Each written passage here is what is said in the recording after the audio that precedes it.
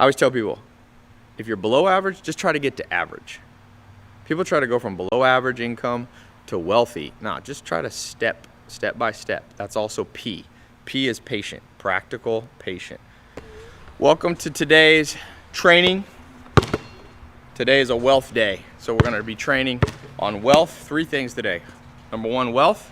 Number 2, your practical skills. So the P part of your personality. And then the third thing we're gonna be doing is managing your money. Wealth. First thing that I'd like you to remember is that almost everything you ever heard about money isn't true. So if you want to make money, you got to reprogram your brain a little bit. The first way that I would reprogram my brain is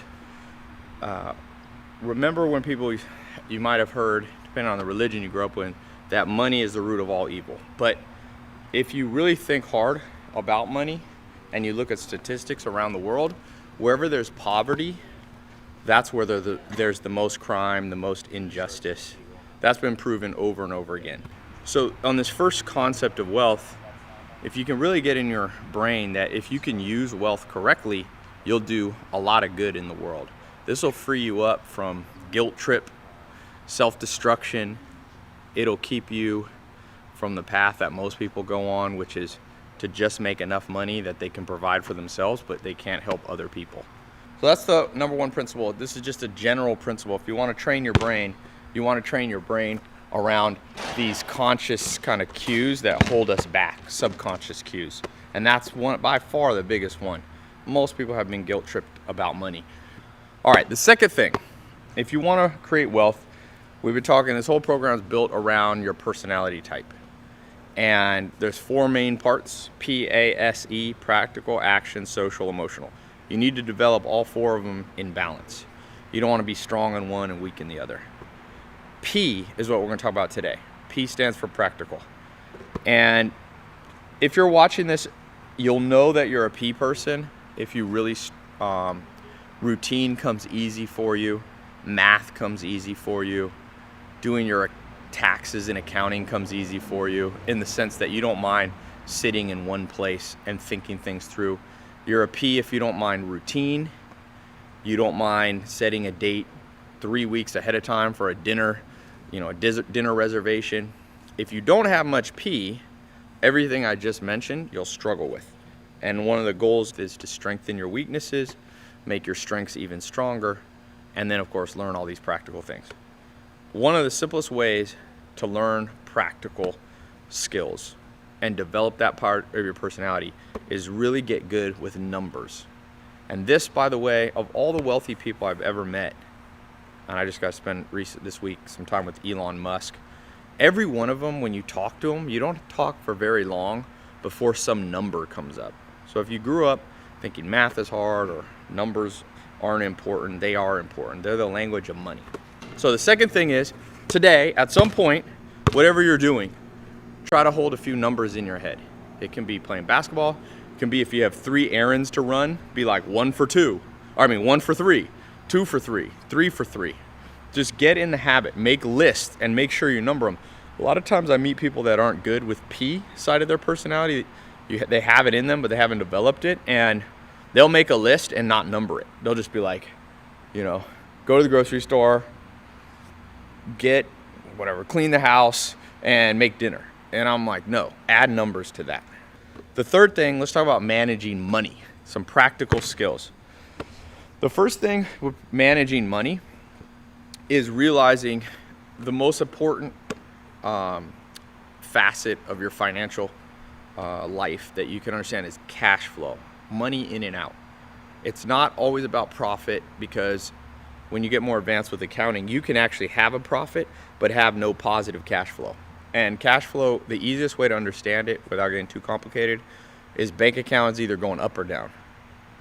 And the first thing you want to do in life before you try to make $1 million or 6 figures is you have to change the direction of your bank account. And so that's point A. Understand your monthly cash flow. So if I asked you right now, what was your bank account's cash flow last month? Was it positive or negative? Simple. If it went up, it's positive. If it went down, it's negative. And you want it to either be, at the worst case, flat line. You don't want it to be negative. It doesn't take long of letting yourself go negative that you can't recover from it. It's pretty dangerous. The next thing, that's kind of subpoint A. Subpoint, and notice how I'm doing this lesson today. It has like numbers and subpoints and all that. That's me showing you my P side of my personality, which is also I speak a little slower, enunciate a little better. When you're doing P, you're very like down to earth and easy to follow.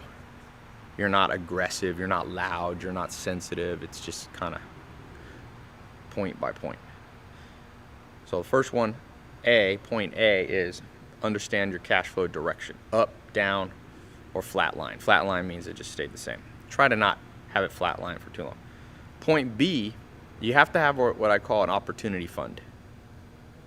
Open a savings account or another checking account and literally go into your online banking and change the name to opportunity account.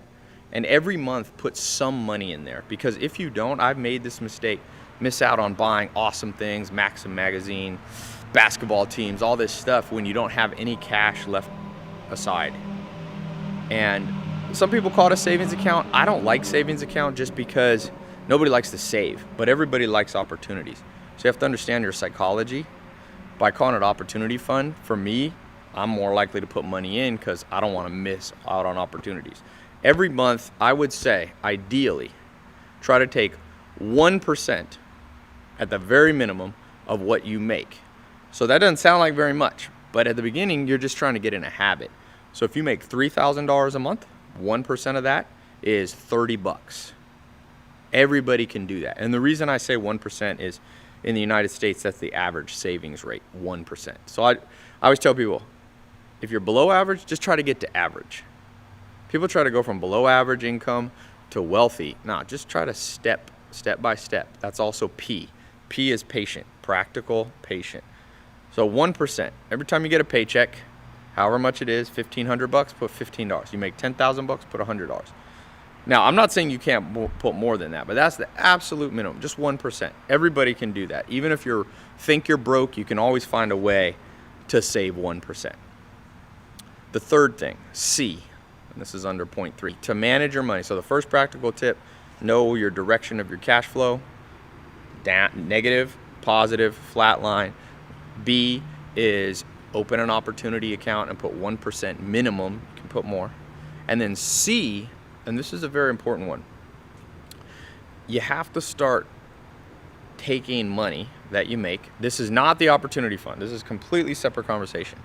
Whatever's making you money right now, you need to take, and we'll just go easy here, but I'm going to give a slightly larger percent. Take 3% of that, of your monthly paycheck or monthly income, and reinvest it back into what's working. And here's what I mean. Let's say you work at Starbucks. So that's what's paying the bills right now. And you make $3,000 a month. 3% of $3,000 is how much? Anybody know? 3%. 90 bucks, right? 90 bucks. Take 90 bucks and buy something. It could be a book, it could be a training program, it could be a sales course on something that will help you get ahead at Starbucks. So I would start out with a how to be good with people book, because if you're a barista or something like that. So 3%. Now if you're making 10 grand, 3% of 10 grand is $300. If you're an entrepreneur and you're making your money through internet marketing, make sure at least you spend $300 doubling down on your own brain. So this is a 3% education fund for whatever's working. So if you're an online marketer and you're selling cat t-shirts, then make sure you spend it, and you're making $10,000 positive cash flow, spend $300 learning more how to market t-shirts. That's a very simple thing, but I can't tell you how few people double down and invest money in what's working. And if you don't do that, it's a fool's game, because if it's working now and you invest more into it, it generally will continue to work. So that's the 3 subpoints of number 3. So I gave you a lot of points today. Okay, till tomorrow, talk to you soon.